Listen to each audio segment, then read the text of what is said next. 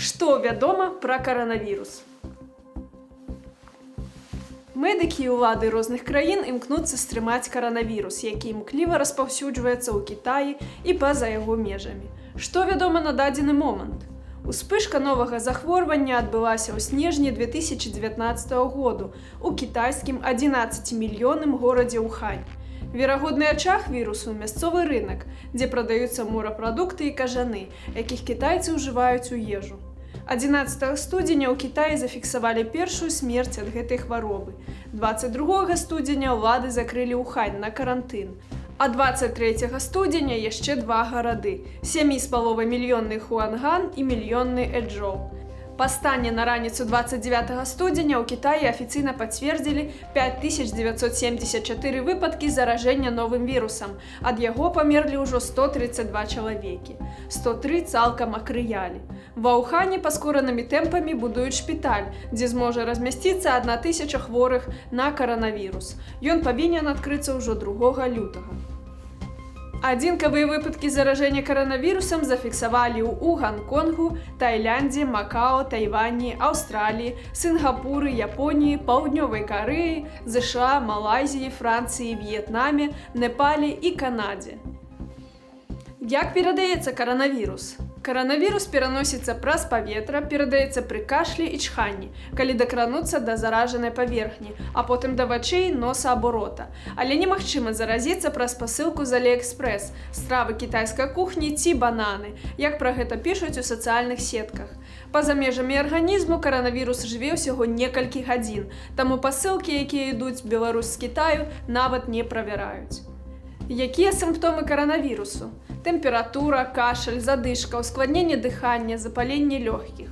Сярод ускладненняў могуць быць пнеўманія, бранхіт, ныркавая недастатковасць, назапашванне вадкасці ў лёгкіх. Яны могуць прывесці і да смерці.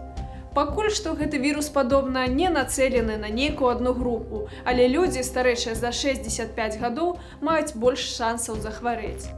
В основном опасность этой инфекции не в том, сколько людей заболело пока что, а в том, сколько людей может заболеть в перспективе.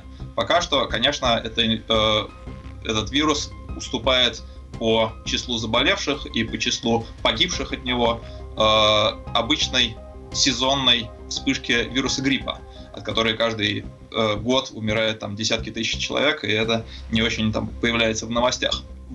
Впечатление предварительное такие, что этот вирус может достаточно быстро, достаточно интенсивно распространяться. И смертность, вызываемая им, конечно, гораздо выше, чем смертность, вызываемая обычным сезонным гриппом. У Беларусі было одно падазрэнне на новы кітайскі каранавірус, але яно не пацвердзілася. У дзяўчыны, якая прыляцела з Шанхаю, дыягнаставалі звычайны грып тыпу Б. Міністэрства аховы здароўя Беларусі паведаміла, што выпадкаў заражэння кітайскім каранавірусам у Беларусі пакуль не зафіксавана. У аэрапортах і ўсіх памежных пунктах пропуску ў Беларусі узмацнілі захады бяспекі. З дапамогай цеплавізійнага абсталявання вымяраюць тэмпературу людзей, якія ляцяць з Кітаю і іншых краінаў групы рызыкі. 28 студзеня стала вядома, што медыкі правяраюць пасажыраў на бартах самалётаў. Лабараторныя сродкі для выяўлення каранавірусу ў Беларусі ёсць, але прайсці тэст з уласнага жадання нельга, толькі па накіраванні доктара. Паводле Міністэрства замежных спраў, два беларусы папрасілі дапамагчы ім з'ехаць з кітайскай правінцыі Хубэй. Агулам в закрытых правінцыях, паводле афіцыйных звестак, знаходзяцца 12 грамадзян Беларусі, але колькі неафіцыйна, невядома. Зоны рызыкі ў Беларусі. У Беларусі вучыцца каля 4000 студэнтаў з Кітаю. Частка паехала дадому на вакацыі. Мінадукацыя прыняло рашэнне падоўжыць для іх вакацыі на 2 тыдні. Пасля вяртання на вучобу за імі на працягу 14 дзён будуць назіраць беларускія медыкі. Акрамя універсітэтаў, кітайскія грамадзяне ў Беларусі сканцэнтраваныя ў індустрыяльным парку Вялікі Камень. Тут іх каля 500 чалавек. З гэтага ліку 400 таксама выехалі ў Кітай на святы. Кому-то продлеваем отпуска, чтобы они остались там в Китае, переждали этот момент.